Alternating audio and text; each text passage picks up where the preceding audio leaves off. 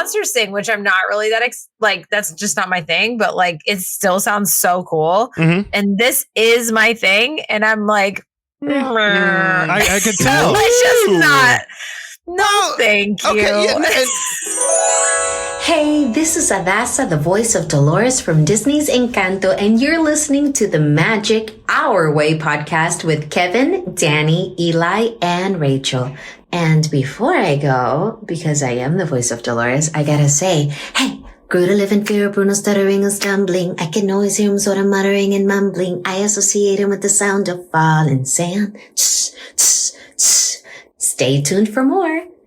Jumbo, everyone. Harambe. And welcome to another edition of The Magic Our Way. Magic Our Way. Magic Our Way. Magic Our Way. The Magic Our Way podcast. They are truly magical and whatnot.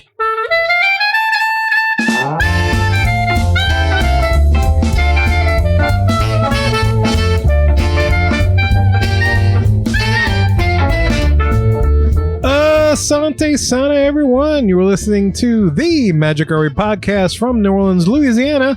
And on this show, we invite you to feel the libations. Feel it, feel it. We are artistic buffs and not artistic cream puffs. This is the show in which every opinion is welcome. MagicOurWay.com is where you can find us for this show. We discuss the wizarding world of Harry Potter Ministry of Magic. And we have the opportunity to service a guest. Oh, that's beautiful, man. Hey, look, this isn't your typical polish, practice, pixie dust, and Disney podcast. No way. We are not in the parks every day letting you know about the sewage incident that shut down a majority of Liberty Square and Frontierland this past week. That's right, Kev. We're just here to drink, talk some Disney, and get you through all the Hufflepuff while slithering into your heart. Oh, wow. Oh, very nice. Wow, that's a lot of both of that. And all I can tell you is you listeners are just really lucky today because all you guys have to do is listen up to what we think up while we drink up. My name is Kevin. And I'm Danny. I'm Eli. And I'm Rachel, and I'm glad I don't have to come up with anything smart to say at the beginning. I want to know about this. That's what I want. Sewage went out. Oh, y'all didn't hear about this past week? Yeah, apparently there's some sewage incident, and it shut down a good bit of Liberty Square and Frontierland. I think it was sometime midweek is when I saw that news, or Thursday maybe even. Oh, wow. Okay. Yeah, it just straight up shut it down. I don't know what the sewage incident was specifically. Wasn't it Lou Mangello who postulated that the brown lane, like they just like yeah, that it was like the sewage trouble because people used to dump sewage out of there. Yeah, I think that's legit. I think that's real. Yeah, like Imagineers have said that. Okay, I didn't know that for sure. Like I know he said it, but I'd never heard one way or the other whether it was confirmed that that's really what's going on there. So that's wow. Yeah, because people postulate it could be the Mississippi River, muddy Mississippi, all that kind of stuff. Art imitating life. There you go. No, absolutely. So there was blockage somewhere. That's pretty much what that comes down to. Or it could just be the natural smell of nature. That's what happens with all them corn dogs and churros. Yeah. Yay. Hey, look, y'all, the easiest way to support us is to book a vacation with Rachel, and a little piece of that comes back to support us. The second easiest way is to leave a rating and review on Apple Podcasts and or wherever you access our show. Also, be sure to like and subscribe as well as turn on those notifications so you never miss an episode of the Magic Our Way podcast. However, before we get into it,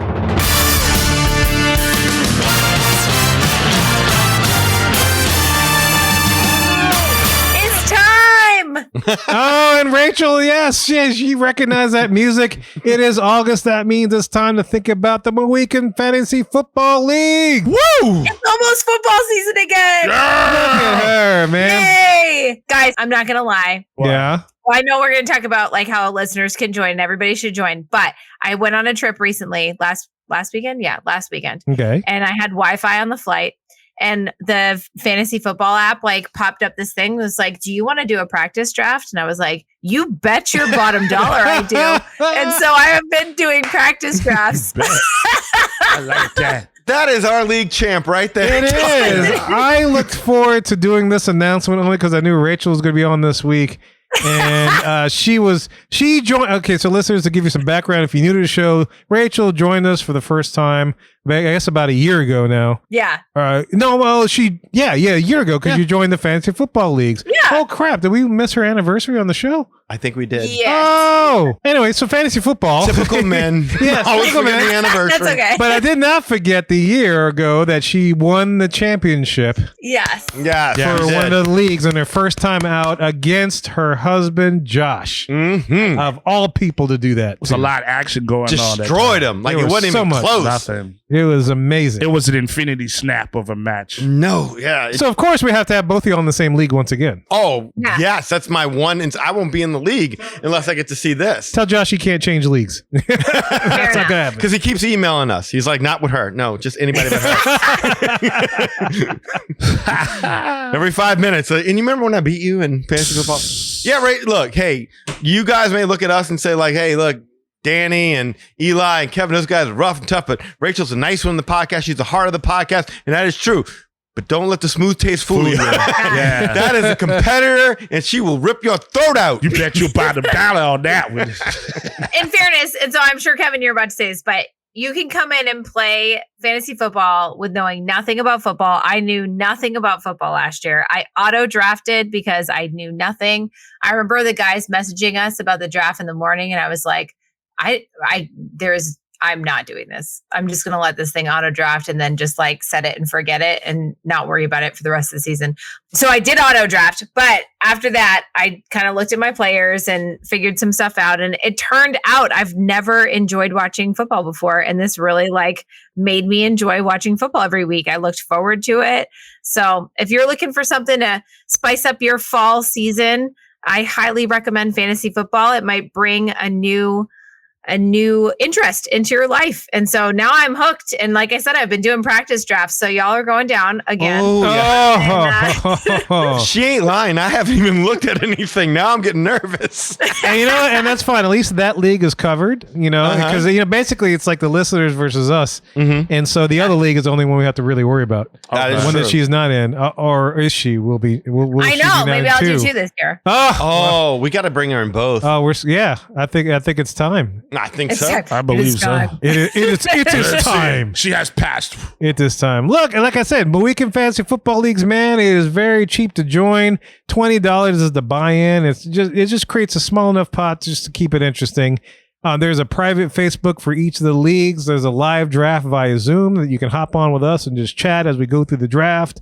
Kirk, our Captain Cajun, formerly known as Officer MOWican, pretty much runs the organization of this particular piece. So if you're interested, if you know him on social media, just reach out to him. If not, feel free to reach out to show@magicourway.com if you want to be part of the action, part of the fantasy football action happening later this month. That's right. You get to play us too in person. Each time, yeah. If we're smart, we'll make sure that we rig it to where you at least play each one of us once. Regardless of what division, yeah. I'm not going to say the person's name, but I played a person once in fantasy football in this league, and we trash talked each other the whole time. Oh, yeah. Just messaging, like, you It know. wasn't Kirk? Well, of course it was Kirk, but I think the listeners could have guessed that one. I guess so, but I mean, that's the one I won. I was trying to be nice, you know, because, you know, I'm a moderate champion. So, So Kirk said, I want whoever wants me. And you said, me. I want you. He did the exact same thing to me when we played for the championship, and I beat him too.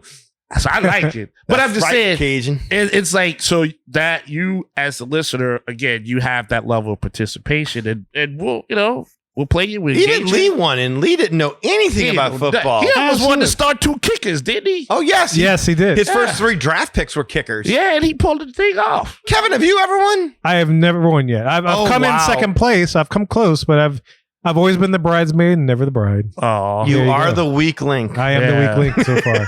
I'm just saying, in my last live practice draft, I got to draft Christian McCaffrey and Jalen Hurts. So, oh wow. Yeah, I don't know Rushing who else yardage. was on that thing. I was like, "Are you people alive? What is this?" I need to start studying. This is getting scary. Thank goodness this ain't a dynasty. Game league. on, I hear, is what I'm hearing. Wow, Yes. that's all right. Things can change though, and you won't know how the drama ends unless you participate. Yes. I dropped my competitive nature. Yeah. And now I need to Ramp that up again. We All right. need to stoke that fire. We need to stoke that fire. So look, MOWican Fantasy Football Leagues, man. We currently have 2, but if we have enough people, we'll expand to a 3rd. We have no shame in that. No. So as many of you Disney fans out there that also like football, join up. You'll enjoy, if anything, our friendly banter as well as the names for some of the teams. They're meeting new people as well. Yeah, meeting new people, all that kind of stuff. So absolutely reach out to us, show at magicjarway.com if you are interested. And all right, y'all, enough of that jibber jabber. Let's get to the news.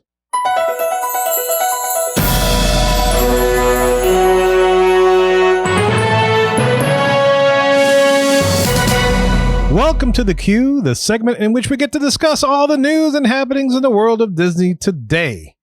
And as we rapidly approach the 2024 D23 event starting next week of August 5th, apparently doing a whole week of stuff leading up to next weekend. Of course, all the stuff they're doing during the week culminates in next weekend stuff, which we'll be reporting on. The drama between Disney and Universal seems to be wrapping up a bit, or so it seems. The last time we discussed Epic Universe was when Universal released their official information about Dark Universe at the end of June. At that point, they were following a bi-monthly trend since the beginning of the year, 2024, in which they would release information about each of the Epic Universe's worlds. After the release of Dark Universe, the last world to get their official release of information is the Wizarding World of Harry Potter, Ministry of Magic, which might be the most anticipated world for most people because this would complete a trilogy of sorts. And if we're talking about movie terms, a trilogy, of course, is the offerings that happen at Universal Orlando Resort with Hogsmeade, Diagon Alley, and now Wizarding Paris and the British Ministry of Magic. Now, here we are 2 months later in August, which is when we predicted they would release information about the new Harry Potter world at Epic. This happens to be the same month in which the 2024 D23 Disney fan event will be taking place, so we're looking forward to seeing how this competition plays out. And as we mentioned on those shows earlier this year, competition and computation and constipation and computation is good for business. But in a twist, Universal released information about the new Wizarding World on July 31st, about 2.5 weeks earlier than the anticipated 2024 D23 event. At least anticipated for us, because we as Disney fans are hoping for something much better than what they have been revealing at previous D23s or Destination Ds, which is a lot of nonsense on a napkin, as Rachel coined. Yeah? I love that term. I do. So here I am thinking, wait a minute. Are Disney and Universal playing nice and Universal released its info on its final world early so as not to conflict with the D23 event? I mean, after all, they're both entities that want our money in the parks. Sure. And then, Rachel, you told me this, like when I posted a message, when I said, like, wait a minute, why did they release this early? And you had this to say. Rachel, do you remember what you said? I said, I think that they're going to announce the opening date to compete with D23. I don't know that for sure, but that's my guess, is that we're going to be getting opening. I was curious to know if you know any insider information as a travel agent that this might be what be going down. I don't, that's just my guess. I think we're going to get the opening info. And if she knew, she couldn't tell us anyway. This is true. Yeah. It's true, but I don't know. But that's my guess. We'll see. We'll see what happens. But I think that's what they're on track for, is to give us the opening details. Yeah, I don't know why they would feel the urge to play nice.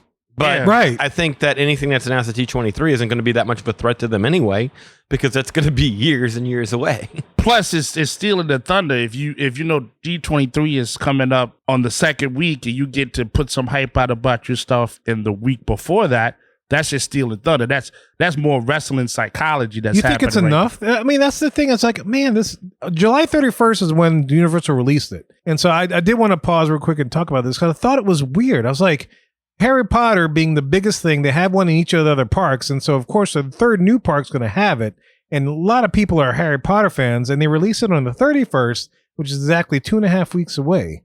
So is that enough, close enough to steal the thunder from D23, you think? Well, the 31st of July is significant because it's Harry Potter's birthday. Oh, I didn't know that. Oh, wow. Yeah, they released that, the details on the Ministry of Magic on Harry Potter's birthday. Brilliant. That is brilliant. Leos unite. Look, I want to say that I think it's a good strategy, and it makes sense what Rachel is saying, that if you were to go ahead and, okay, here's your D23 presentation, and then on Sunday come in and say, yeah, we're opening 2025, I don't know, February.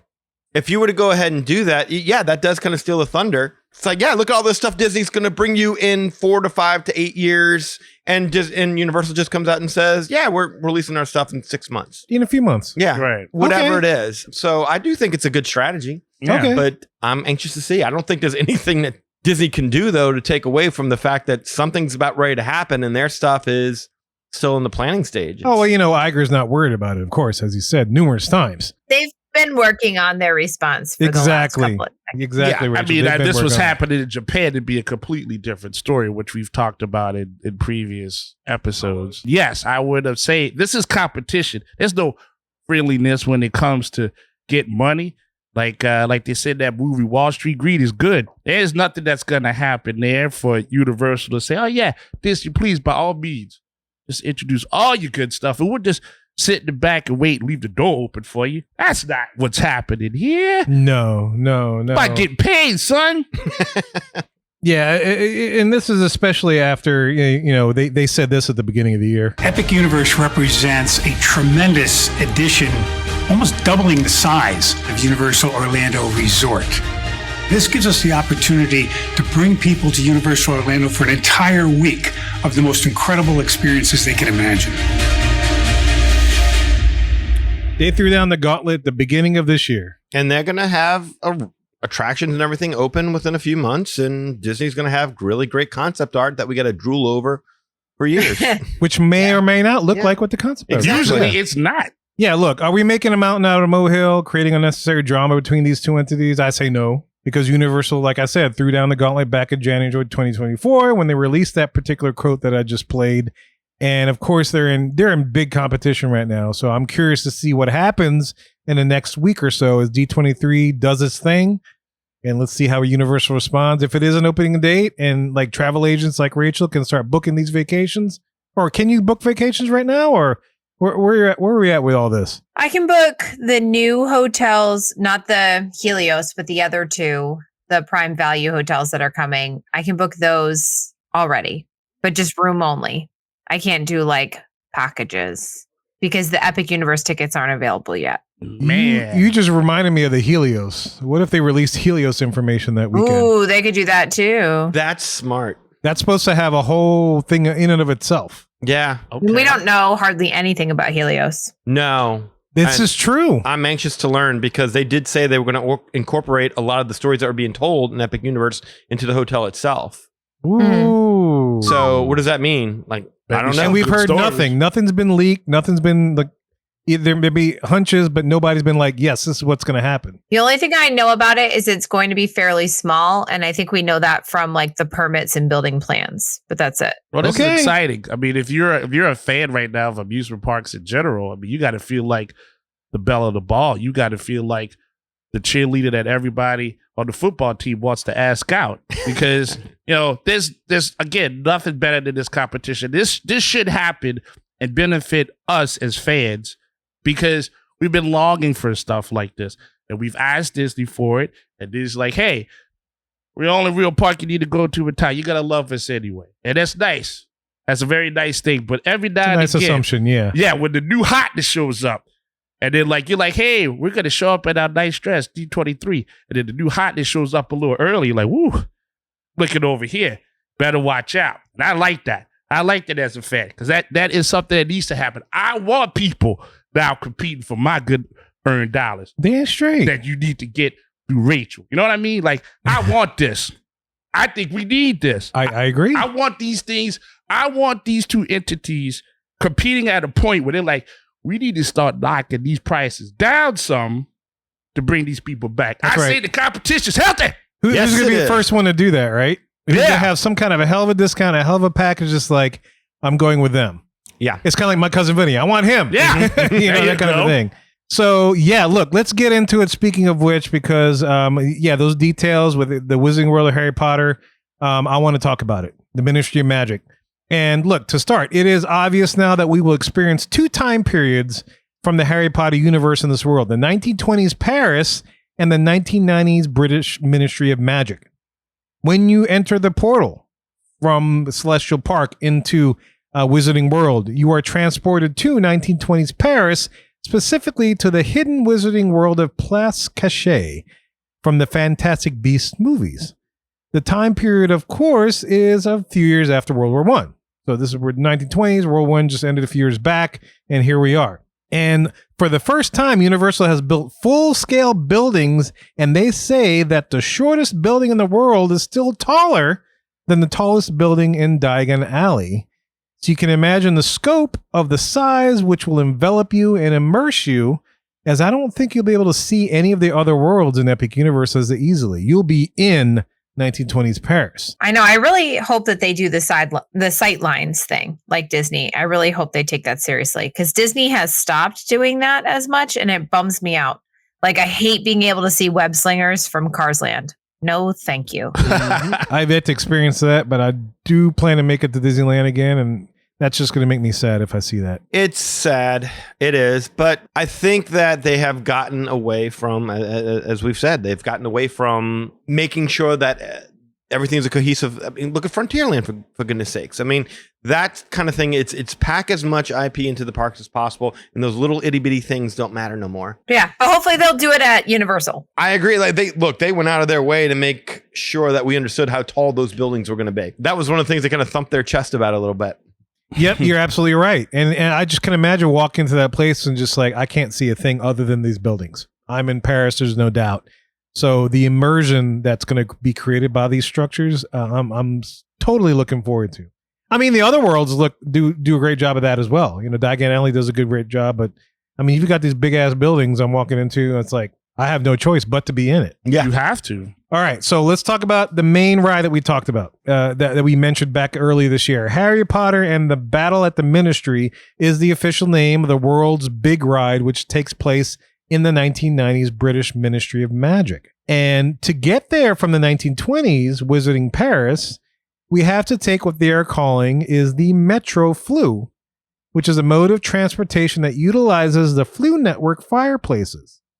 As we enter the fireplace, a green fire engulfs us, much like you see in the movies, and we end up in the main atrium of 1990s British Ministry of Magic, which looks absolutely incredible.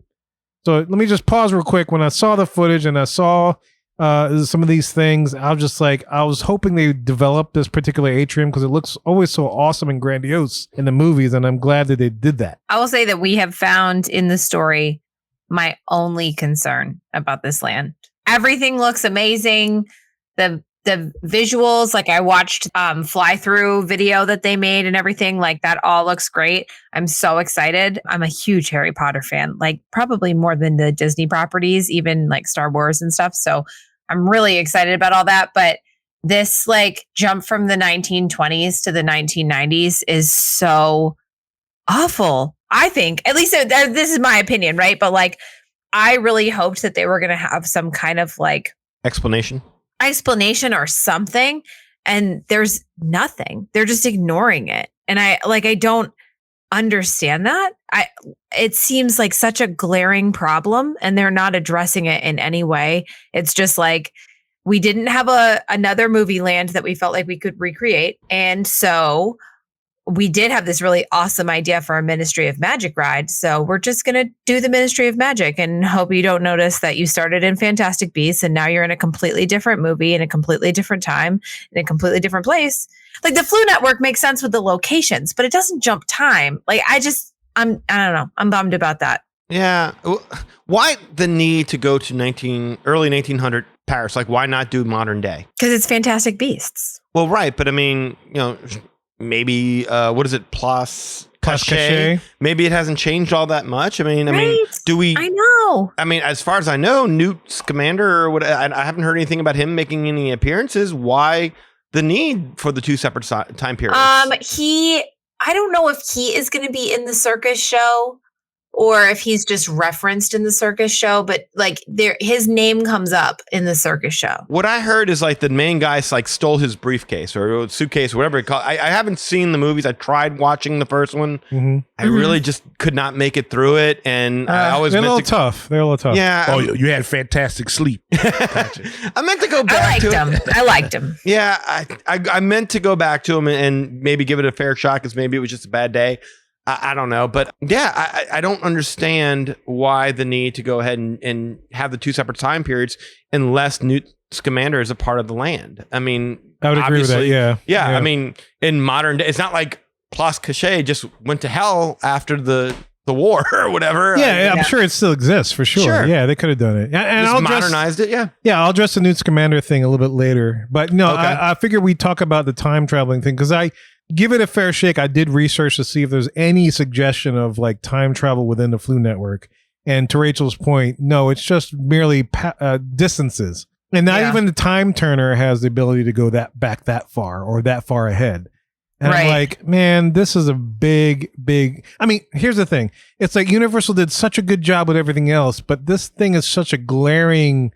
It just stares you in the face. It's like there's a weird inconsistency here that doesn't make sense at all. So if there's some kind of a pre-show where they say that Dumbledore has enchanted this Flu Network so that way it could take it ahead in time, that would be fine. I think it's a Band-Aid. I agree. Yeah, I don't know if I would love that either. I don't know what they could do. I guess I'm just. Is that better than not addressing it at all, though? I guess. No, I don't know. No, Maybe not. it's not. You know what I'd rather it? I'd rather if I walk through the portal of the land, if it were actually going through a pensieve and through Dumbledore's thoughts, taking us back to 1920s France. I could live with that better than like, Dumbledore's. And then you like come out of it when you go to the Flu Yeah, you Network. come out of it when you go into the I Flu get Network. that. Yeah. That sounds. I'm okay with that. Okay. Yeah. I like that idea. Someone at Universal put that in. Do it. Like, please. And just give us tickets. Yeah. That's a good one. Yeah, No, really. we We'll want just take tickets, please. We'll Thank just you. take Preview. tickets. Yeah. I mean, Ticket. to address what you said, yeah, it doesn't help Universal to address it because then it would open up another can of story continuity worms. So they're just better off just be like, don't you like what we made for you? Here you Isn't it go. pretty? Hey. It's like it would be like if you were they treat you like a teenager, they just give you like this beat up car and they're like, it's not beat up, it's a nice building they got, but it's like, wait, where's the engine? Aren't you glad you got a car? Aren't you glad you look, you work on this later. Don't worry about these little inconsistencies. Well, but in this case, the ride is the engine. The ride's the car. Yeah. It's the explanation as to how you get there. Oh, It's I'm with you. I'm just saying, just a cursory explanation. I get it. It's probably not going to be satisfying for hardcore fans who are like, well, that's not how it works. But for the casual fan, that might be like, well, the casual fan's not even going to care. For Right. one, I don't even think they'll even notice the difference in time periods. To be honest with you, I'm with you. but the hardcore fans, maybe a little service. I mean, I would equate this to like Avengers Campus, just to say like, oh man, that's an exciting thought. Don't even. Let me This just. is not Avengers Camp. I'm not. You don't know what I'm about to say until I Okay, say it, though. fine, Man. say it. I'm just saying, like, whenever the concept comes out, you're like, wow, that is awesome. They could do this, they could do that. But what has happened? Like, Deadpool and Wolverine are there. All the Avengers are gone. Continuity wise, that shouldn't be. But the executives are like, they'll just like it. We'll just put it there. They'll just get used to it. And that's just how they Well, that's how they consider think. us. Yeah. That's all I'm saying. All right. No. You're right. That's I right. don't sit there and question, well, why is Iron Man still around? Yeah. He should be gone. Why is Deadpool and Wolverine suddenly here? I don't sit there and question. I just appreciate it. Yeah. But, again, we're hardcore Marvel fans, but we're more forgiving for that kind of thing because it's the multiverse has been kind of skewed a little bit. It's kind of been all over the place to begin with anyway. So what does it matter at this point in time? Whereas Harry Potter has always been a little bit more Definitely more linear than most. linear. Yes. That's a fair. good way to put it. Yeah. Yeah. No, absolutely.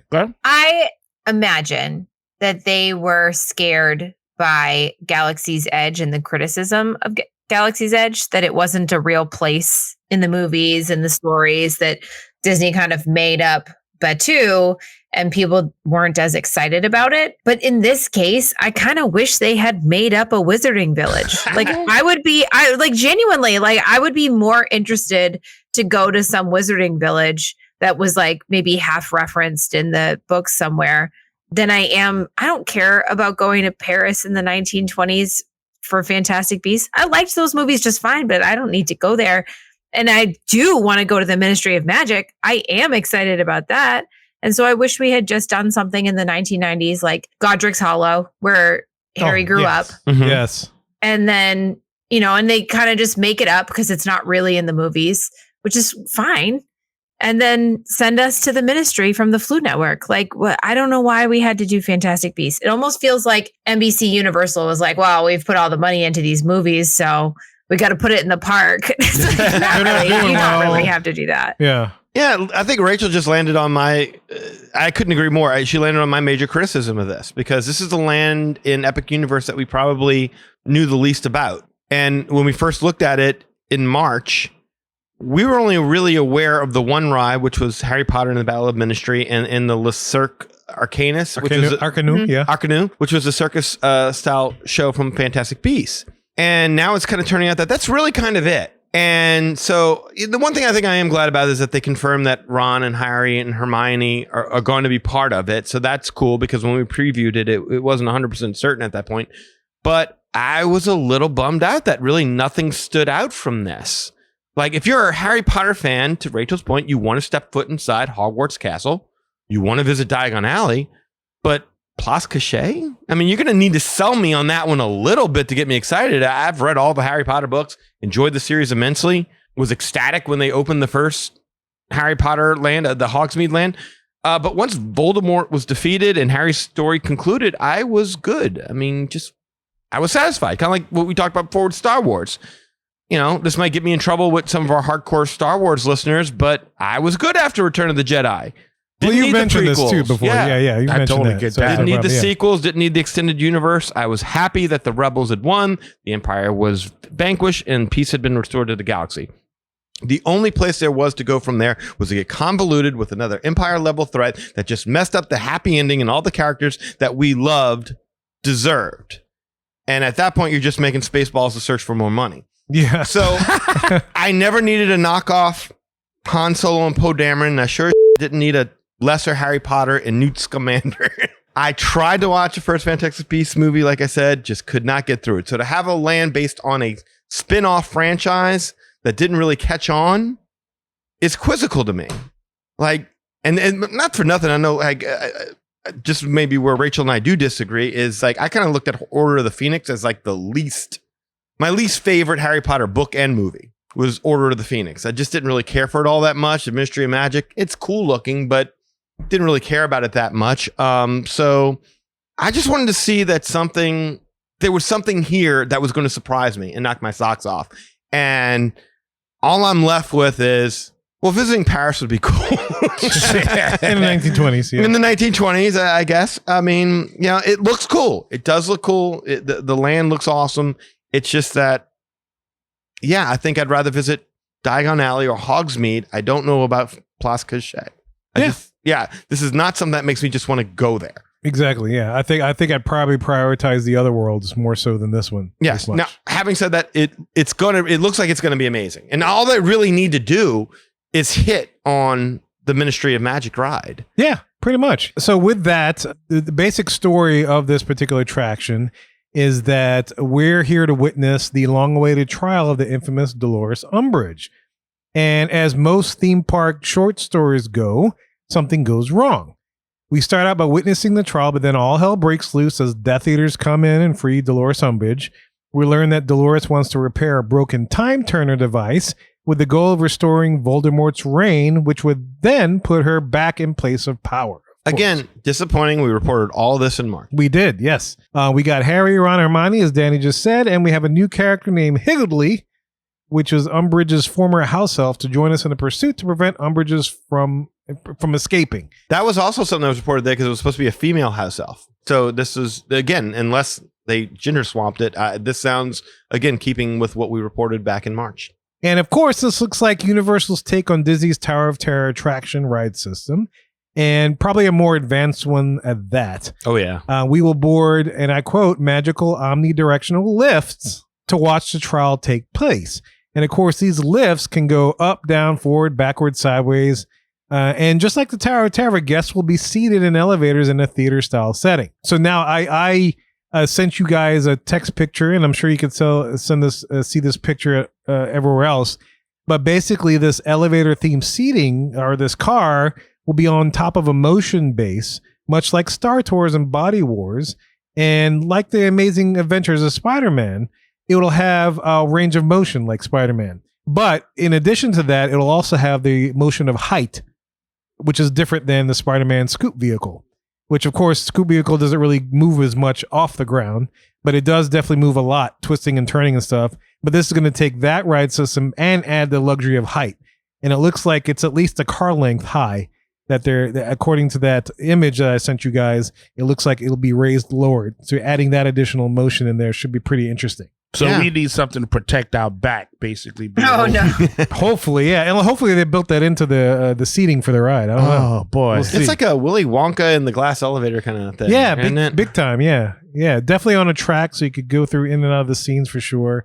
They're supposed to be realistic animatronic figures like Death Eaters, seen in the video. Yeah, I saw that. And there's also a rumor, they didn't mention this, but there's rumored to have a Dolores Umbridge animatronic, which is supposed to use projection mapping to put Imelda Staunton's face onto a moving animatronic figure. Oh, that's different. Yeah. So not only will the animatronic be doing its animatronic thing, but it'll also have the actress's face on there. Oh, if they could pull that off, because Disney couldn't even get the cartoon faces projected onto the to the dwarves, right? Yeah. Well, I was going to say, once you got to a certain angle, it looked really weird. It did. So if they get this right, I'd be impressed. Yeah, that's a good effect. And look, Universal promises that this ride will feature impressive large-scale spaces for us to move through.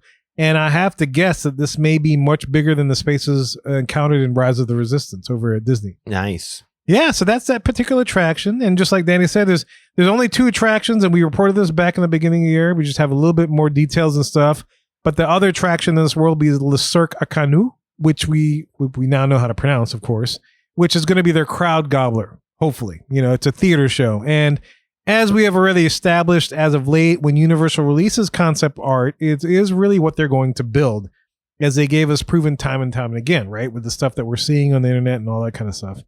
And this makes me kind of excited for this particular attraction, because this will be the first time which we really get an example of that magic when entering a tent in the world of Harry Potter. And as you know, usually when you go into a tent, it look, even though the outside facade looks like it's this little tiny itty bitty thing, you walk in, it's a whole another world.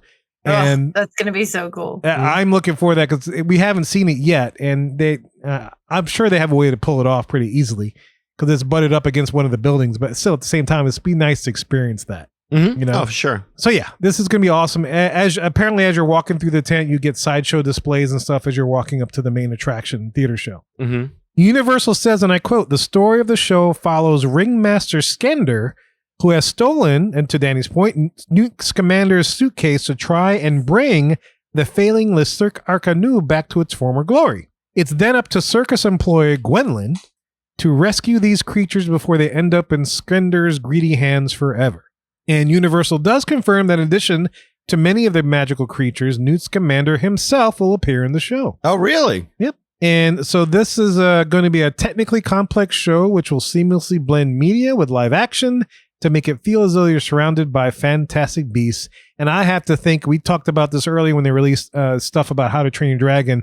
This will be on the scale of untrainable. That's what I was thinking when I saw this. It's like, this would be so much more impressive if we didn't just cover it with How to Train Your Dragon. Right. Yeah. So now they have 2 of these suckers, it sounds like. Crowd gobblers, if you will, in Epic Universe. So those are the 2 attractions. And we talked about this early in the year, so it's kind of like, okay. Getting closer. The only thing that appeals to me of these 2 attractions is experiencing that particular ride system with the Ministry of Magic. Yeah. But that's a slightly different. But other than that, you got a show, much like Untrainable, and you're going to have a 1920s Wizarding Paris that most people don't really know anything about, or like there's no iconic like location that I can think of from, like, again, I didn't see the movie. Rachel, you did. Is there an iconic location from Place Cachet that you're like, oh, I can't wait to see how they do that? No. Exactly. Yeah, I don't think so either. I mean, there's some like memorable scenes and things, but nothing like the Ministry of Magic. You know what I mean? Like yeah, you want to see that. That looks so cool. But what I will say is there are small things in the current lands that jump out to me from the movies that I love that I wouldn't have expected. So like, for example, in the train station, there is like a poster advertisement.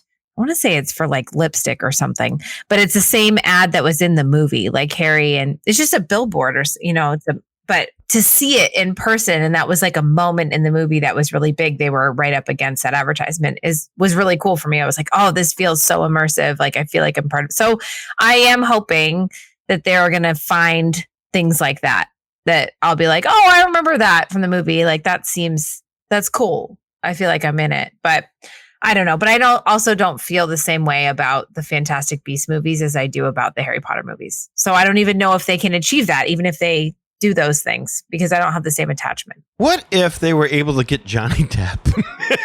Oh gosh, yeah. As what's his name again, Rachel? What's the character's name? Dumbledore's lover? Grindelwald. Grindelwald. Like, wouldn't that be amazing if Johnny Depp started like just showing up in the attraction dressed like Pirates of the Caribbean? Yeah, like Pirates of the Caribbean, and starts interacting with the crowd. What a finger to the Disney Corporation. Yeah, no doubt. Absolutely, yeah. I mean, as it is, like that's one of the things that I saw that this land is going to have. Like they had Streetmosphere performers. Yes. Playing wizards and students. And again, that just feels like one giant finger to Disney for what they failed to do with Galaxy's Edge. So I think that's amazing that they're going to do it. Yep. To Danny's point, just to cover this, they did confirm, and I quote, that guests will encounter other visitors, officials, residents from the Wizarding world, including exchange students from Hogwarts and the Ilvermorny schools of witchcraft and wizardry, and Auror from the Ministry of the Affaires Magniques de la France, who roams the inquiring of suspicious characters.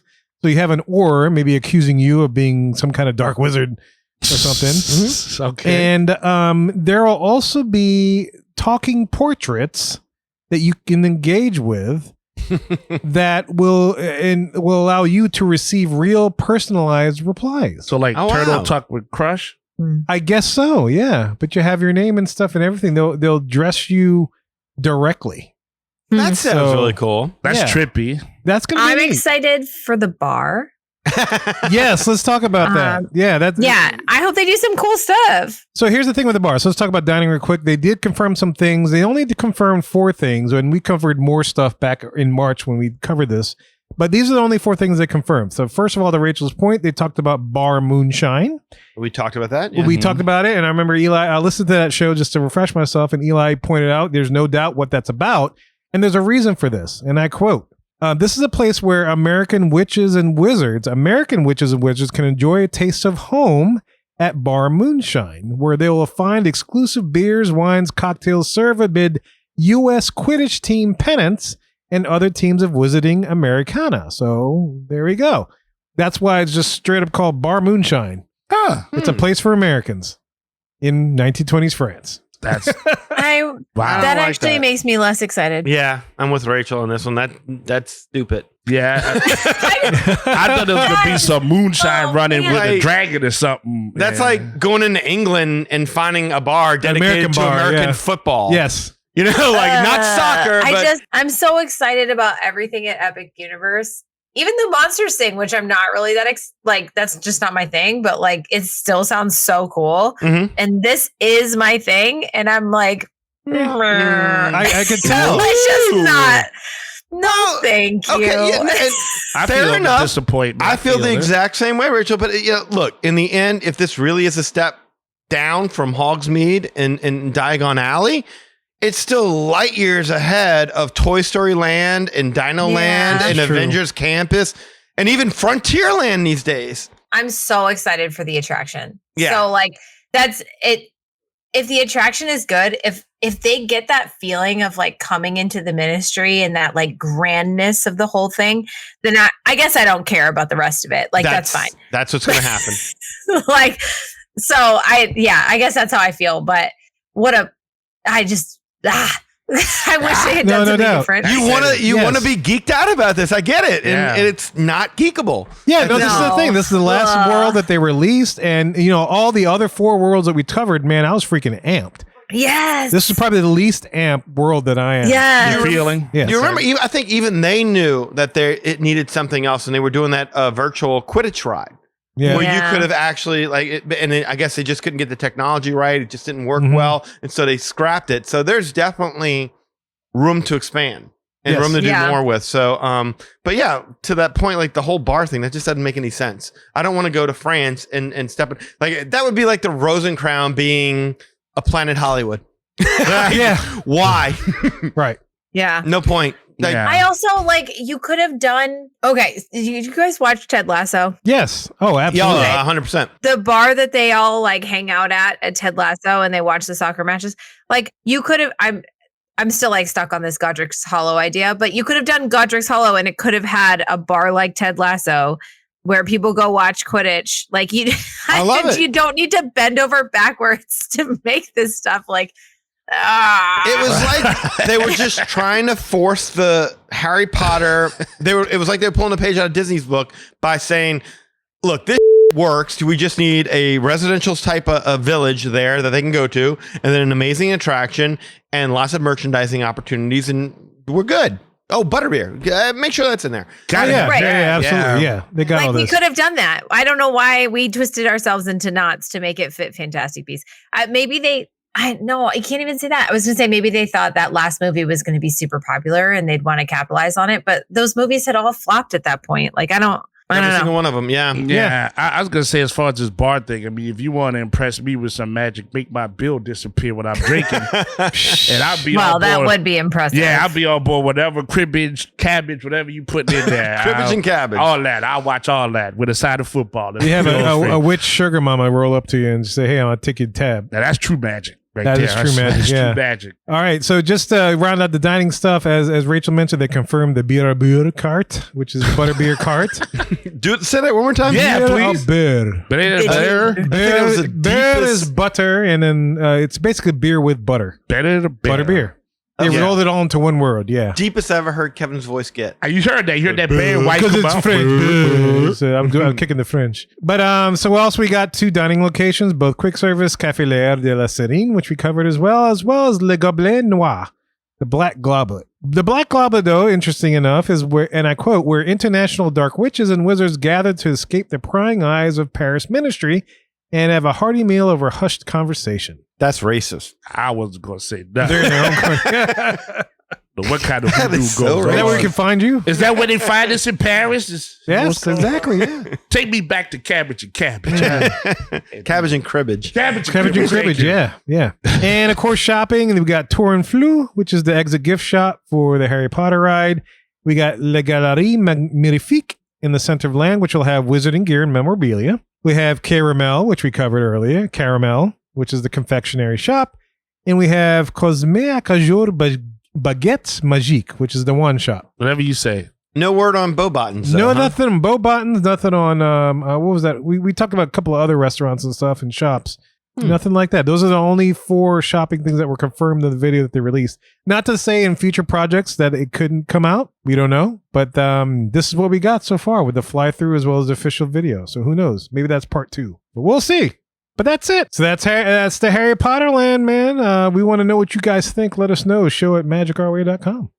Be our guest. Be our guest. Put our service to the test. Tie your napkin. Here we are on Guest Services, the segment in which we get to service you, the listener. And we have a text message sent to our number, 815-669-4226. And look, you can text us anytime. You can leave a voicemail, whatever you want. We're always there. And if we're available, yeah, one of us will definitely reply. And so this particular text message says this, and I quote, "Hey y'all, Jay Fitzy from Tucson, Arizona here. After listening to the latest episode, our Disney playlist, Special Moments in Life, I had to reach out and tell you how much I loved it. Oh, nice. Yes. My favorite episode of 2024 so far. So that's awesome. That was a fun one to do. That was I enjoyed it. Yeah. Eli had a germ of an idea, and we workshopped it for We a few weeks. cultivated Yeah, we it. cultivated. Yeah, it. hydroponics, and Yes. it grew out, and yeah, there you go. And I think that could be a series of shows. Yeah. I think so too. I think that's a lot. I always love dealing with music, and so we could definitely do a lot of stuff with that. I'm glad he liked it. It's a relatable thing, and everybody has those. We haven't Yes. even. Oh, you know what? Our Disney breakup song. Yes. I'm writing that Oh down. yeah, that'd be great. Disney breakup songs. That Yes. song would be given to Oh, you, or that's can't what wait. you would give to the person you're breaking up with. I mean, let it go, right? No, I mean, Okay, what else the could it be? songs you have to deal with when you're dealing with a breakup. Be Right. prepared. I know I had that when I was younger. Yes. But anyway, I'll continue. And he says, "Gotta say though, I was surprised that no one picked Love from Robin Hood for the wedding song. You guys, that's a classic." You know, I don't really a really. classic. I remember Robin Hood and Little John run through the forest. Yeah. Yeah. I remember that. That's a catchy one, but I don't remember. I don't remember. Rachel, do you remember Love? Do you know that one? Or I do. I could not like hum it at all, but I do remember that moment in the movie. I watched Robin Hood a lot. I really liked that movie. I love my Robin kids Hood, yeah. actually just requested to watch it. Yes. My daughter realized that my son has never seen it. She was like, "We gotta do that." I was like, "Okay." I love it. Yeah, that was one of my favorites, but I haven't watched it in a while. That may be why that song didn't come to mind. I'm But gonna have to rewatch it. But I'm now. glad Yeah. that was his to pick. Oh, that's what it's 100%. about. That was his, That yes. was the exercise. So yes, we're good with it. You love it. We love it too. I will go and listen to it, Jay Fitzy, and then. But that's your song. That's your wedding song for your playlist. And some of it, look, it just depends on your spouse. Some Exactly. spouses, it's just like, love. Some spouses, it's... Imperial Death March. Yeah, you go. Yeah. All right. And he continues, and I quote, "I am currently listening to episode 485 for probably the 10th time. Every time Danny says, 'Can I buy a vowel?' I die laughing. Keep the bad behavior episodes coming, Eli. You are the best. Thank you. Kissy face and winky face." Oh, wait, don't get him a swell ego. We're going to have to pay him more. What? What? I can't have a happy moment? No, not the best. I mean, not the best, obviously. Well, simply the You're- best. yeah. Is a nicer way Simply to put the it. best. You're simply adequate, I would say. No, that's being too humble, which No. is not in my category of understanding. Your performance review is coming up. You know, Just gonna listen, say. the performance review is the best. I mean, the man just said it. That's right. Bad behavior. I like that endorsement. You got kissy face and winky face. I like that. Dude, that show is the easiest to do. It's just a Google search show. But it's not easy to pull off. This man prides himself on working as little as possible. But making it look like I work really hard. That's Smarter, genius. not harder. That's Smarter, genius. not harder. That's why right, I'm the Rachel. best. There you go. But that was a fun. Like actually, I went back and listened. I listened to that it too show. after you brought it up. Yeah. And it is a funny part because just for context purpose, anybody that's listening, go listen to Go that listen show. to 45. Yeah, But absolutely. yeah, we had a person that had a very long name, and that's where Danny put in that joke. But there's a It was lot toward of the beginning of the show, so you Yeah. can catch it early. Yeah, there's good absolutely. hidden nuggets in the bad behavior shows. Oh, yeah. Give There's them a lot of listen. good nuggets. Yeah, absolutely. I like that though. Thank you. And he ends the email. "Love you guys and Rachel. You are my favorite podcast to listen to." Wow. Hey, now that makes me feel really good. Now this guy's got good taste. Jay I Fitzy swear. from Tucson's awesome. He gave us everyone got a little love on that one. That's literally what his theme was. Yeah. Jay Fitzy, man, that was a freaking awesome email, man. Yes. That's the kind of stuff that drives us to keep going. It's just. Oh yeah. It's especially fun when we hear listeners that haven't ever written, but we find out they've been listening forever. Yeah. And they're finally just writing in, which is no judgment, which is totally cool. I mean, listen all you want, but if you've been listening for a long time, we'd love to hear you guys, man. We've been going on for I don't know how many. I've lost count now. This coming It's November, over a decade. Damn near a decade. Yeah. yeah, this Yeah. coming November. I forget what anniversary it is, but yeah, we've been around for a good bit for sure. But yeah, dude, thank you so much. Because yeah, Absolutely. Kevin's exactly right. That's what we live to hear for. That's what we live to hear. Yes. That's right. And we hear the love. Yes. That's it. Even though the English doesn't come out so smoothly, No. Yeah. And I blame you know the what I mean. alcohol for that. Yes, because we need it for It's sure. not your fault. But yeah, Jay Fitzy, that's freaking awesome. We hope to hear from you a lot more in the future. So don't be a stranger now that you've written in. So if anytime you've got some opinions on anything to talk about, I mean, we're serious. I mean, all opinions are welcome on this podcast. Feel free to write them in. We'll hear them. We'll respond to them, and you can respond to us. Whatever else.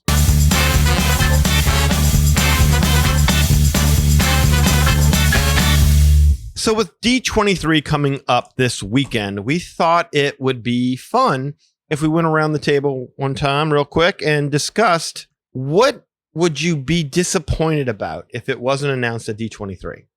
Like, there's enough of things that we think that we're going to hear about, Animal Kingdom, Indiana Jones, Encanto, and all that kind of thing. But is there something in your heart of hearts that you're like, if Disney doesn't do this, I'm going to be disappointed? Like, for an example, to kind of get the ball rolling, for me, if there's no news on Percy Jackson, if there's no Percy Jackson in the parks, I'm going to be disappointed.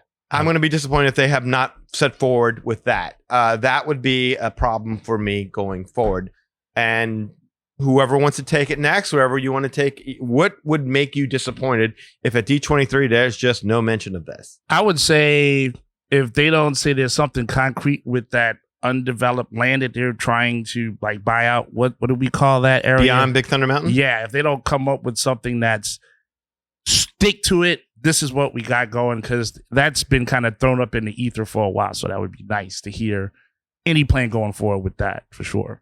Okay, so but like, is there anything particularly you would want back there? Is there any kind of property you're like, yeah, but I need to see this? I mean, in that area, I like the discussions that we've had on it. I mean, of course, for me, I'm biased. I would love as much Marvel stuff in there as possible. Well, but keep in mind, we're Disney World. I know we've talked about having, like you said, the Coco, a Villain's Land, all these different things to expand. I wouldn't mind seeing the Villain's Land personally. That's what you want. That's what I would like. So you'd be disappointed if there was no Villain's Land. Yeah, because that's talk of expansion back there. But yes. Okay. Yes. Fair enough. I would want a definite on what the hell's going on with Animal Kingdom. Mm-hmm. I don't have one thing in particular, but I just want to know when Dinosaur is going to close so I can go experience it one last time. That's all it needs, a definite. I don't want to be like strung along like this. It's like, hey, it's going to close. I know we're going to, they took out some trees and I don't know. Whatever. 90% of the dinosaurs are static. Yeah, I know. It's just let me experience that. I do recognize that the new ride will keep the same ride system, but the story will be different. Mrs. Huxtable won't be there. Wallace Langham will not be there.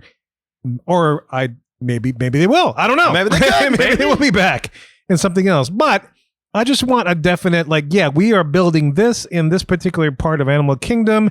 You can expect Dinosaur to close on this date. Wow, you just don't want them playing with your emotions anymore about Dinosaur. No, because earlier this summer, they just straight up closed stuff, and we covered it. Yeah. The shooting gallery, gone. I know that hurt. This other ride, gone. Bye. Ouch. We ain't doing that anymore. But just give me some heads up. On the dinosaur. Because there's so much.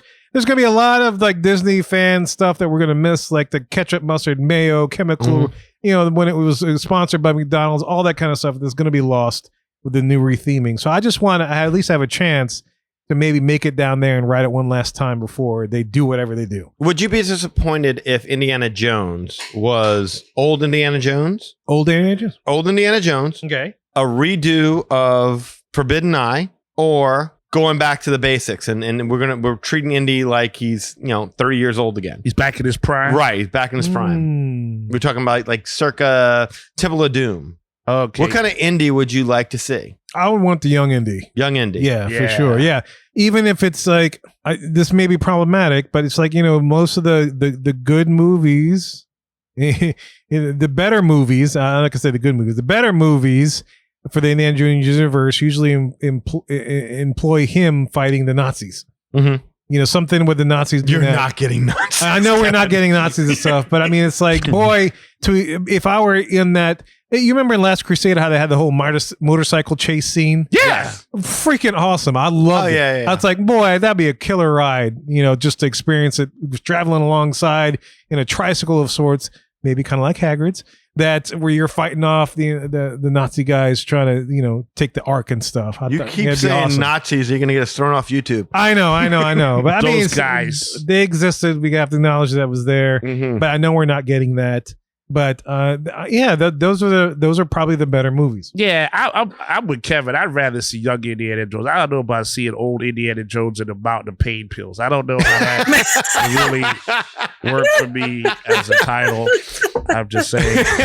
Man, look, I'll even take River Phoenix Indiana Jones. Yeah, that's not if you bad. want to take it way back, I know he passed away, but I mean, there's AI now. But the point is, I was just saying, it would be good to have the hero in his prime. I think that's just a good look in general and help to revigorate it. I wouldn't mind old Indiana Jones if they can get Harrison Ford to do the Like the actual hologram. voice? Oh, the hologram. Yeah, I want that Yeah. Daisy Ridley hologram Harrison Ford right there. Because that's Like, probably hey. the closest I'll ever get to meeting the man. Now that's fair. I'm a little too old for this, but I can send you guys. You go in my stead, and I'll teach you everything. I'll do it from the control room, and you do all the stuff. You know, when Deadpool said about Wolverine, you're going to be doing this until you're 90, I thought immediately of Harrison Ford. Harrison, you could be Indiana Jones till you're 90. You could do it. He's closer to 90 than Hugh Jackman is, though, I think. Oh.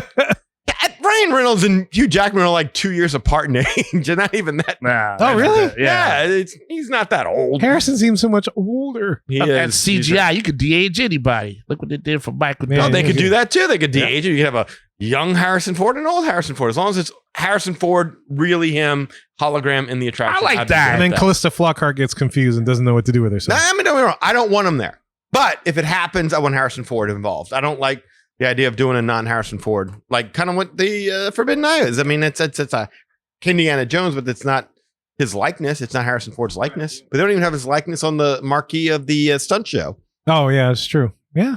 All right, Rachel, what would be one thing that you would be disappointed about if you didn't get an announcement about X? Whatever. Next weekend. Yeah. I feel like they've let me down so much.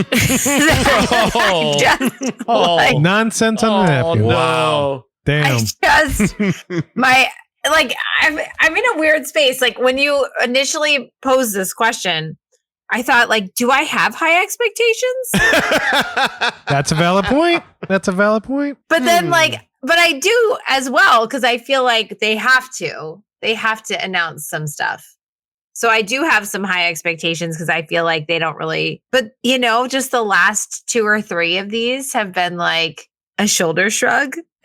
So I feel like they could just do that again too. And then what would we do? Nothing. We would do nothing. We would continue to scream into the abyss. Yeah. You're an Animal Kingdom fan though. Like what about I know. Working I Yeti? know.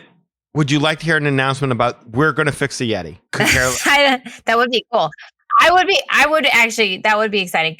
No, what I really want is, I thought about this while y'all were talking. So I do have an answer. All right. When we first went to Disney and we fell in love with it and, all that good stuff, there used to be real nighttime entertainment to look forward to in every single park. Yeah. And Nice. that does not really exist anymore. So there's Magic Kingdom has the fireworks, but no nighttime parade. Bummer. Mm-hmm. Epcot's fireworks, in my opinion, are not skippable, very skippable. Okay. Yeah. And I love Fantasmic, and I like the improvements. So Fantasmic is great, but they don't have a permanent fireworks show at Hollywood Studios anymore. And they used to have that. They used to have that Star Wars one that was so awesome. So that is something that I'm missing. And then Animal Kingdom had Rivers of Light. They don't have that anymore. So I would really like to have at least one, if not 2, announcements about some nighttime entertainment. And I would really like something to happen in that Rivers of Light amphitheater in Animal Kingdom. That's Mission Impossible. Yeah. That's right true. there. You know what? I just thought of something, Rachel, and you brought this up. Is if I think something that would get me very, very excited is if they said Paint the Night was coming to Walt Disney World. Yeah, that would be cool. I think that I'd be like, okay, yeah, I'm booking a trip now. Get my points for whenever. I got to see this. That would be cool. Paint the Night coming to Walt Disney World, and then something in that Rivers of Light amphitheater. They have tried so much with that damn Rivers of Light amphitheater. And it just I know, never works it's such out. a good spot. I Yeah. don't know why they can't. Rivers of Light was good. I don't know why they stopped that. Man, I liked it. Did I tell you what? I remember we had Fast Pass to go see Rivers of Light. That was back when they would do that kind of a thing. Yeah. And we were sitting at Narcoossee's and somebody overheard us talking about how much we were looking forward to it. And they're like, don't go. Oh, Horrible. gosh. Yeah. And I they remember talked that. us out of it. And so we did not go to see it. And I watched it online. I thought it was cool. It looked cool to me online, but it was like, well, this isn't overly, Spectacular. spectacular to where I need to see it. Wasn't. But it looked good. So I was. kind of regret not seeing it because it didn't stick around very long at all. No, it didn't. When it first started, it had these floating boats with live entertainment, live entertainers, performers doing puppet shows on these boats with these really beautiful handmade costumes. It was just like really awesome. And the level of detail was great. And I loved watching those live performers. And then they took them out as a budget cut. It was like, we can't pay live performers on the boats anymore. And so then they just had the boats floating because the boats were kind of part of like the projection thing. And I felt like it lost something after that. And then, and then people just stopped going and that was that. But anyway, I would like something there. All right. Rapid fire. Fifth Park, yes or no? Oh, just if we think they're going to announce one? Yeah. Oh. Absolutely not. Absolutely not. I'd say no, yeah. I would hope yes, but reality, no. I agree. No, they got too much to fix. I would say I don't want them to announce one, much as like I don't think they're going to announce one. Mm-hmm. Like I'd rather them fix the 4 that they have and make Right. it really, really good before saying, hey, we're opening another 5th park, which we're going to half-ass and not Mhm. pay attention like we did the other ones Exactly. and stuff, you know? So yeah. Frontierland, does it stay or go? Well, they got rid of the shoe dog case. I don't know what to take anymore. So I'm going to say it goes. go. You say go? You say go? Yeah. Rachel? I'm like the pessimistic one here. I'm going to say stay because they don't have any better ideas. I'm with Rachel. I think it stays and it either migrates more to the Beyond the Big Thunder Mountain area or it's just some truncated version of it. Or they just call it Frontierland and it has literally nothing to do with the frontier. Yeah. Whatever. Like, is it the 1920s? Is it the 1990s? Who knows? Who cares? Whatever. Just pay for a ticket. Paris. Yeah. Frontier Square. And it's just, it's just Frontier that one Square. little street and that's it. Like I think it stays, but I think it's going to be probably either it's going to be relocated or it's going to be truncated. But I don't think they're going to do away with it completely. They're going to keep selling the turkey legs and they're going to be like, see, the frontier. There's turkey legs. Well, then that's even more of an insult to me because that ain't even the original recipe they got. I Right? You know, like the Disneyland recipe, They're yeah. not even the good ones. I know, Not the not good even ones. the good ones, and you can't shoot none. Anyway, go ahead. I guess I'm going to say I hope we can circle back after D23 and I have some more positivity. I'm feeling really negative about it right now. Well, they've lowered our expectations so much in the past 3 years. It's like hard not to. So I don't blame you. I feel like I know Rachel enough to when she's broadcasting. Rachel is going to be a soldier, guys. She's going to be logging in from a campsite somewhere with Wi-Fi she's bringing from home just so she can participate in this conversation. Tether my phone. And I think Rachel's Wow. going to be insanely positive. I think Rachel's going to be so happy about all the new I stuff hope being so. announced. I think you are. I think you're going to be very satisfied. I'm going to predict I'm going to be satisfied as well. I do. I think they're going to come through. I think that they realize now it's time to bring out the big guns. Kevin, you're going to clip that, right? So What's that that? when this happens, you can put in Danny being like, they're going to come through. And then you can put in Danny being like, what a disappointment. You know what? I would rather be right in this one and be trying to hope that they do something right and end up being wrong than be pessimistic and then be proven wrong and have to be like, no, they came through. So I'm Okay. gonna go down with the positivity ship. We're having a real Freaky Friday moment here. We are. I know, yeah. Yeah, 'cause I'm going the exact opposite. I was like, I'm not totally positive about this one coming up. Oh, I think they're gonna deliver. I mean, they have no choice but to deliver. And if they don't, I'll be like, that's par for the course at this point, no? Yeah, that's what Yeah, I'm saying. whatever. But we didn't get to it this show. We are going to get to it. The Disney Destiny news that came out, the Delivered. new ship, that looks so cool. Yep. And just a little preview for everybody. Those are going to be 4 and 5 night cruises. So it shouldn't cost your entire life savings. It should only be a small portion of it. So we're excited for that. Like, Yes. Everything about that cruise line looked amazing except for the what do they call it? The mast figure. Oh, yeah. The thing on the back of the you boat. don't like Yes. Spider-Man? I love Spider-Man. I hate spider bots. Yeah. Oh. Yeah. Like, why Okay. of all things is he wrangling spider bots still? It's terrible. Like, he can't be fighting Doc Ock and Doc Ock's hanging off the side You of the know what, boat. with though? the tentacles. Goblin. My kids love those spider bots. Oh, Really? Yes, they love them. My son has one at home. He plays with it all the time. Like he really does. I thought it was just going to like sit in the closet, but he plays with it and they love that ride. And then the spider bot is like a big character on the Spidey and His Amazing Friends. Mhm. Yeah, the kid show. Cartoon. Yeah. And so my son loves the spider bot from Spidey and His Amazing Friends. And so that's like definitely resonates with my kids. But I can understand why you're like, what? well, Yeah, I was yeah. gonna say that. I mean, that's sweet too. It's like a 'cause Teddy Ruxpin or a Furby or Yeah, it pretty is, much. it Yeah, is. yeah, yeah. there's the Spider-Man video game for the PS4, like the first one, you get to actually be a spider bot. That was one of the most. Oh, really? Yeah, you can see what the spider bot sees and go around. Anyway, it was the most boring part of that whole game. Like, I had to tough through it to get to the next part. But I'm a web slinger, baby. I need to go and hit buildings. I need to save lives. I need to be catching cars and stuff. That's what Spider-Man does. All right. Well, I hear you on that, but I am excited. Like, how cool is it that it's not an animated character? Like, I think that's kind of cool. Oh, I'm with you on that. Like I said, I just wish it was Doc Ock or Green Goblin or, It is interesting that they went with a Marvel character, I thought. I'm glad it's getting some love here. Yeah. Well, I mean, And like, then Black Panther's going to be in the atrium. That's gonna be beautiful. That's going to be cool. Unbelievably Yes. amazing. They should sell those statues. Like, Oh, I'm sure they will. God, They yeah. have to. Like Basque, like the big panther, whatnot. as well? yeah. With Yeah. Black Man standing with the panther right next, at his feet. Yeah. Yeah. No, that's Yeah, they awesome. showed the picture. It's going to be cool. It's awesome sculpture. Yes, Awesome and apparently, Rachel, what can they start booking this particular boat with you? Yeah, they can start booking it first week of September. So we'll be getting all those details out very shortly. But yeah, reach out if you're interested in the Disney Destiny. I do think because these are 4 and 5 night cruises, I think they're going to fill up pretty quickly. And the thing about Disney Cruise Line is that they do yields the pricing. So the price you will pay if you're the first person to book will be the lowest. And then as the ship fills up, the cost of those rooms will go up with the amount of people who've booked. So you really want to book early. It's pretty important for cruises, for all cruises, but especially one like this where it's a new launch. Okay, that's good to know. So it's not like airlines like where it's like they have a couple seats left and they're going to sell it cheap. You Right, can buy it last no. minute. Oh, okay. Okay. It's not like that. I mean, every so often they'll do like a last minute kind of thing, but usually it's just for Florida residents or military. And it's usually not even that good a deal. And it'll be like 20% off, but it's the current rate. And that current rate is probably 20% higher than what you would have paid if you had booked early anyway. I see what you mean. So- Okay.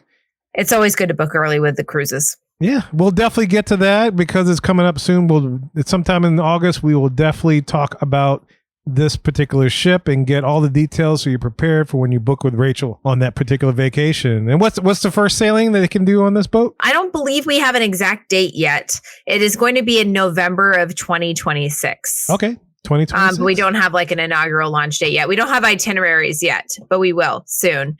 And yeah, the 4 and 5 nights is really nice because usually they're more affordable. The Disney Treasure, the ship we talked about before, looks awesome, but it is the 7 night sailings and they're going to be they are very expensive. Those are already open, but the 4 and the 5 nights should be more affordable for folks. And it's out of Fort Lauderdale, which is cool. Yeah, that is Different. great. So look, if you want to book, we're about to tell you how to do that and get in touch with us to share your opinions on anything we've talked about on this show in just a little bit. So stay tuned. Well, y'all, we hope you enjoyed that discussion about all the things Universal as well as Disney. Look, if you want to learn more about us, magicourway.com is the way to go. There you'll find our social media links, past episodes, and more. Also, if you want to get in touch with us to share your opinions, you can do so through the following ways.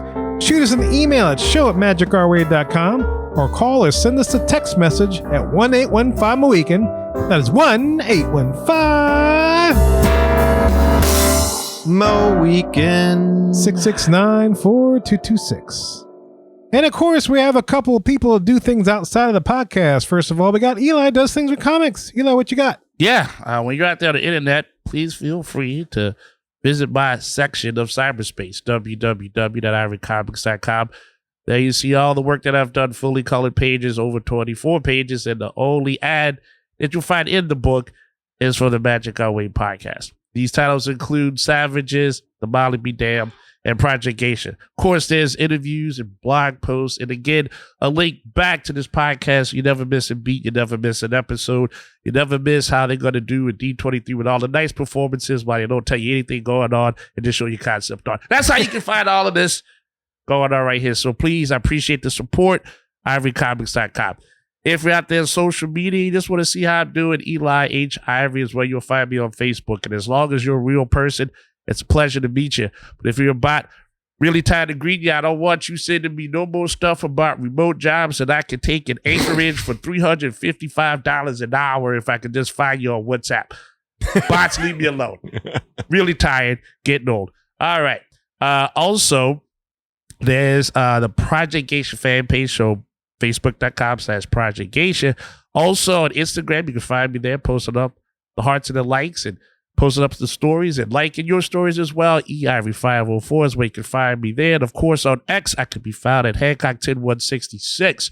So yes, if you appreciate the madness, you're just bringing me the gladness. Thank you very much. And if you want to book a vacation to do the cruise or visit one of the parks or anything, you could do it through Rachel. Rachel, tell them how to do this.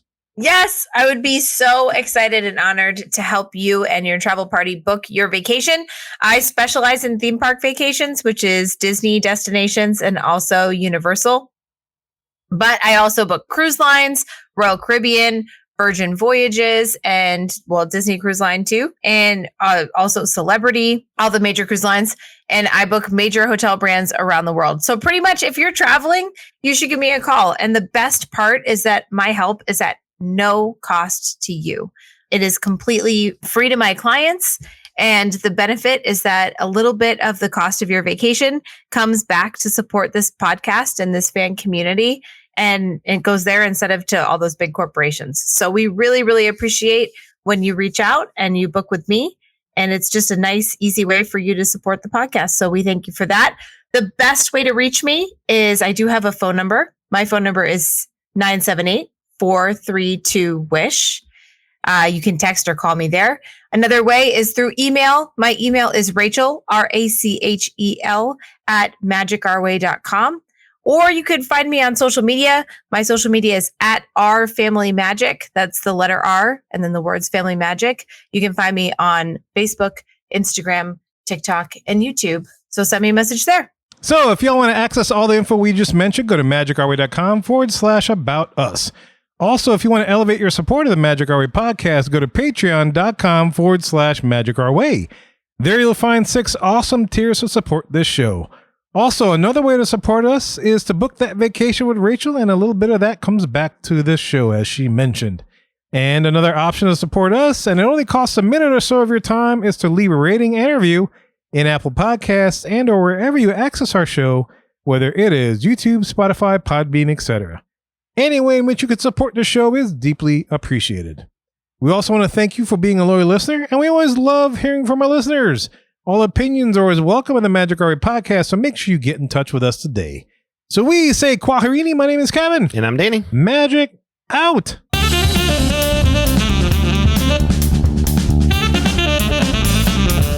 All right. Nachos are on plates.